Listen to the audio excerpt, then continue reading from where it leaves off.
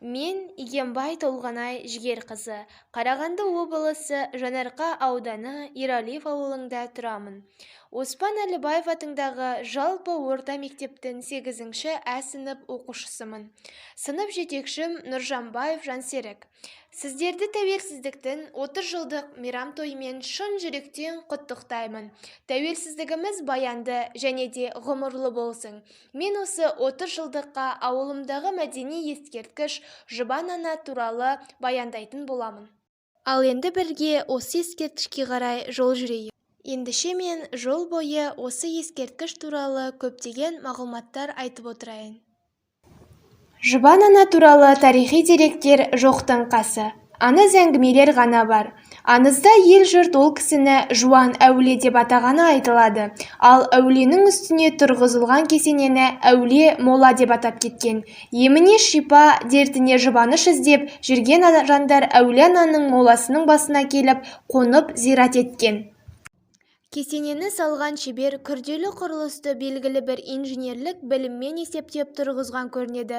Қаланған кірпіштерінің барлығы біркелкі, пішіні мен көлемі бірдей. Порталды күмбез аса есептілікпен өрілген. Бұдан сол дәуірдегі құрылыс материалдарын өндіру ісінің жоғары болғанын байқауға болады.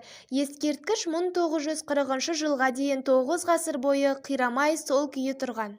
Күмбезді орталық тас, бір камералы құрылыс, ішінде жарты шар тәріздес және сыртқы шатырлы күмбездері бар. Осындай құрылыс кесенеге сәулетті түрді беріп, құрылыстың төзімділігін қамтамасыз етеді.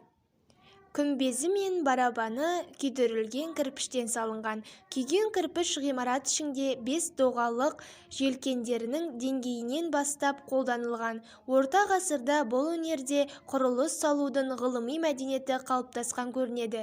Өйткені құрылысқа пайдаланған материалдардың барлығы арнайы қоспа не ерітінді қосылып дайындалған. Мұндай қоспаның химиялық құрамын анықтау әлі мүмкін болмай отыр. Жұбан ана күмбезі 4 бұрышты текше жобамен салынған. Қабырға қалауының үстінен барабар шығарып, оған 8 қырлы күмбез орнатылған. Ішкі 4 бұрышында сүйірлеп шығарған михрабтар бар. Тұңғыш болып жобаны түсірген және кесенені сурет етіп салған 1863 жылы Шоқан Шыңғысұлы Уәлиханов болды деген мәлімет бар. 1946 жылы кесенені Қаз КСРО-сы ғылымы академиясының орталық қазақстандық археологиялық экспедициясы зерттеген. 1974 жылы Қаз КСРО-сының министрлігінің экспедициясы ескерткішті өлшеп сурет фиксациясын жасаған. Жұбан ана кесенесіне қатысты бірнеше тарихи аңыз бар. Біріншіден, бұл кесене орта ғасырдан әулие мола ретінде құрметтелген. Тарихи аңыз желісінде Алтын Орда дәуірінде Сарысу өзені бойында Талмас ата өмір сүрген екен. Талмас атаның желмая түйесі болса керек. Алғаш күні түнегенде Жұбан анаға тоқтап, сонан соң Сарысуды бойлай болған ана белең аналарға сәлем береді. Желмая түйесі жеті қоңыр құмын Сарысуды жағалағанда желдей есіп отырады екен. Әулие кесенені халық кейінгі уақытқа дейін қастерлеп келеді. Бұл жерге жолаушы басына қонып, Құдайдан бала сұрап зират етуге келеді екен. Қазақ КСРО-сы ғылым академиясының археологиялық экспедициясы бұл кесенені толық зерттеу жұмыстарын 1946 жылы жүргізеді. Ал 1947 жылы мазар жан-жағын өлшеп суретке түсіреді. Ескерткішті зерттеген ғалым Әлкей Марғұлан бұл оны қыпшақтар салды деген пікірге келді.